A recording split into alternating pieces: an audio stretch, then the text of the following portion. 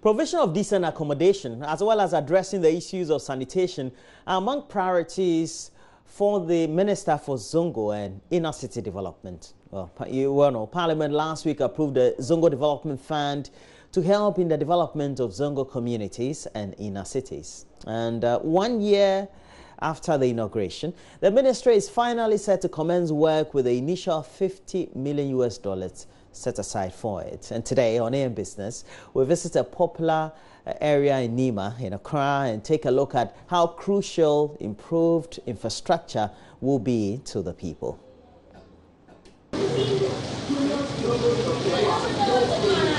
Situated along a huge gutter in the Zongo community at Nima, Hajia operates a small food joint in the Zongo Nima community. She moved here a few months ago when her old location became too congested. I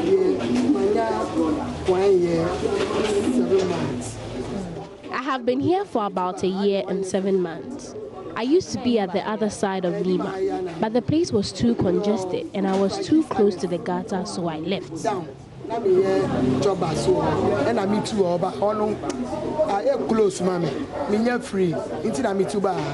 Although business is thriving steadily for Hajia at her new location, the sanitation issues of her environment is of great worry to her. Still got away because sometimes tankers fall behind me. Even here, the gutter still disturbs me. The AMA says I'm too close to the gutter, so I have to move. When it rains, the place gets so flooded that no one can pass here. So I will plead that government comes to our aid.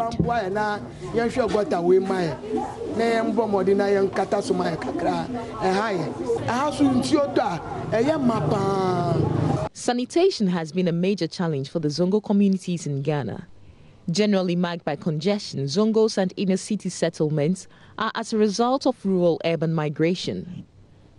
Conditions here are usually deplorable, with high crime rates and unemployment rates and poor sanitation. However, the quest to find affordable and low-cost accommodation and cost of living has been a constant fuel for the growth of these communities. Rabiu Maude is also the president of the Zongo youth here at Nima. And if you take the stratum, or I think that Zongos offer the cheapest of products and the cheapest of housing and the cheapest of everything, actually. As I said, this place sort of is the starting point for most people. So somebody leaves a village somewhere in Ashanti or BA or somewhere else, and their first point of entry is the Zongo, because one is mostly Islamized, and because of the openness in the religion, you accept people even without knowing them. You host them, and then they find ways of integrating within the society as well. So you have food for next to nothing. Your neighbors give you food, cocoa is cheap, rice is cheap, and everybody, even though they are not up in the economic ladder, everybody you can see is okay, just with the exceptions of a few like medical facilities and educational facilities. But when it comes to rent and food, I think that this offers the most basic in Ghana. According to research, there are over 100 Zongos in Ghana. Per United Nations statistics, nearly 5.35 million Ghanaians, thus 37.9% of Ghana's total urban population, live in slums. A walk through the alleys of Nima with Rabiu, and he explains what the community needs in terms of housing to address the challenge. This is a typical house, and it might have about 20 to 30 rooms, and it might have about 30 to 50 people living in it. It's not the best, and also health-wise, it's not the best. If any contagious disease sparks, then everybody is affected. Already our health infrastructure is not very high. So you can imagine what a social intervention such as housing can do to this community.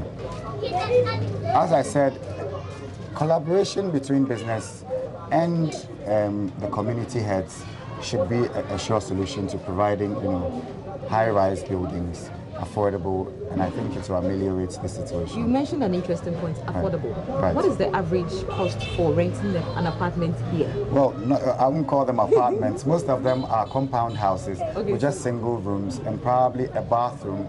Most of them, as I said, 70% do not have toilet facilities. You'd have to go to the next private public toilet, and which is about maybe a kilometer away or 500 meters, and that could be a problem if you have to wake up in the middle of the night just to attend to nature's call. What's the average? So the average, I think maybe between 50 Ghana and 150 Ghana for a single room, depending on the conditions. You should be able to. Do you think that governments coming together to put up an apartment, will the people be able to afford Well, as a social intervention, it's supposed to ameliorate the problems and also uplifts the image of the people. So government partners with private enterprise and then sort of cushion some of the cost. I think that will make it affordable. If you can see this structure is actually an extension of a room that maybe has been made to accommodate a bathroom which was hitherto not there.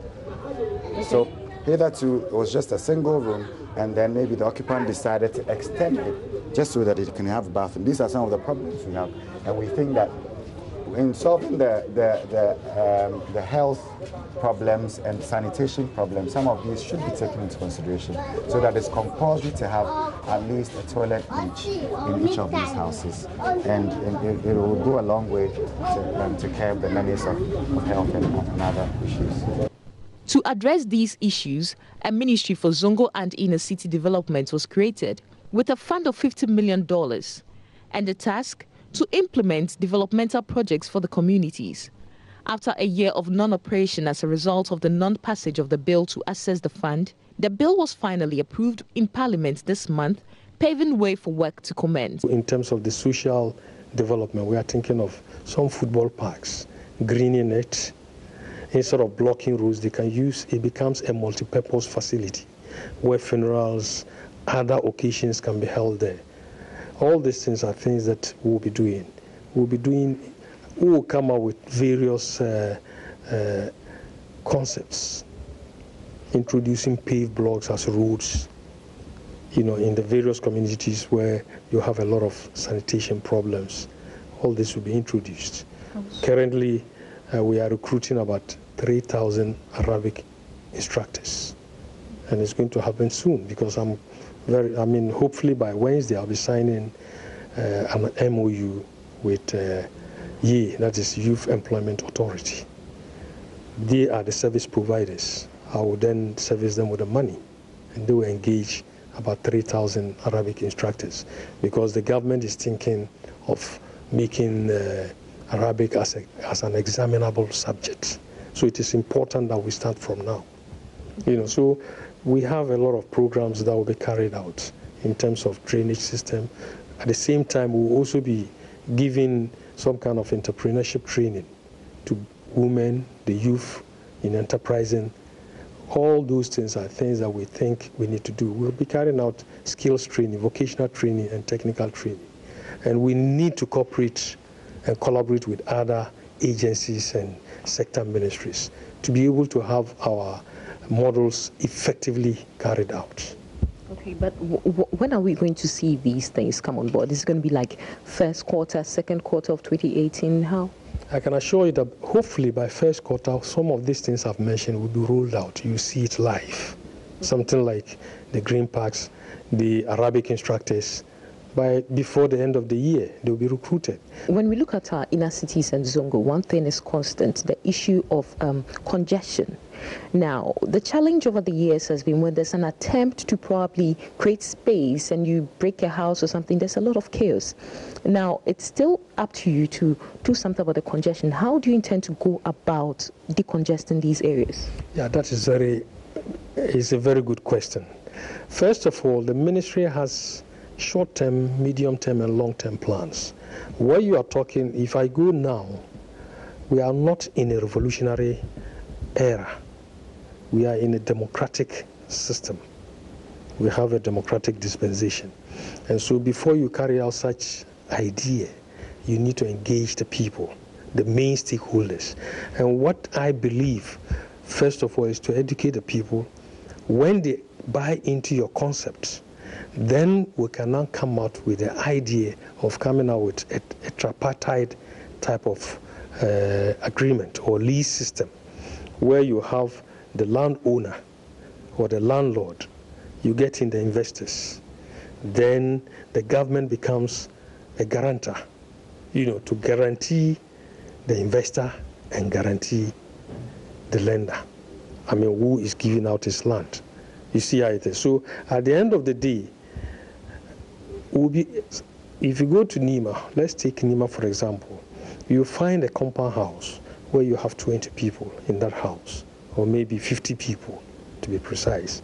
Now, if that house, that parcel of land, and the house is collapsed, raised to the ground, you can maximize that land by putting up maybe 10 to 12 stories.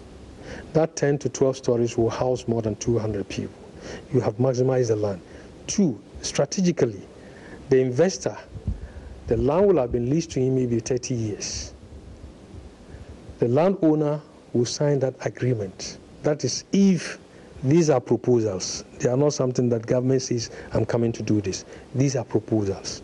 Now, if the landlord agrees and he signs into that concept, the investor will use the land, put up the story, maybe give you the first floor if you wish.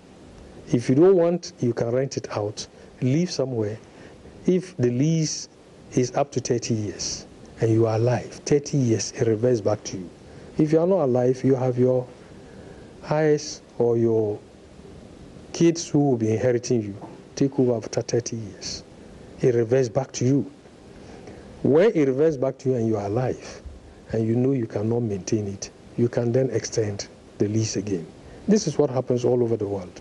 So it is a good concept, but you don't just move into a community and say, I'm coming to eject you. We are not in a revolutionary era where you take military or some forces to go and start pulling down people's houses. No, we must come to an understanding.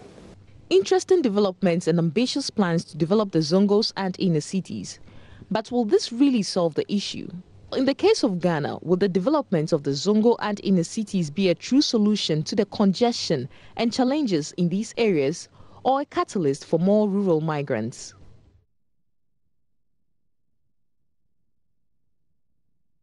And that's it for AM Business. As always, if you took some lessons from the story, you can get interactive with us. On Facebook, we have our official page there, JoyNews on TV, and we will upload the segment or the video on our YouTube channel, Major Online TV. But in the meantime, though, we're going to have in the studio the Member of Parliament for Ewutu Senya West, Ninyi George Anda, is in the studio. He's also a Deputy Minister of Communications. We'll be having some great discussions on AM Talk up next. Do stay on.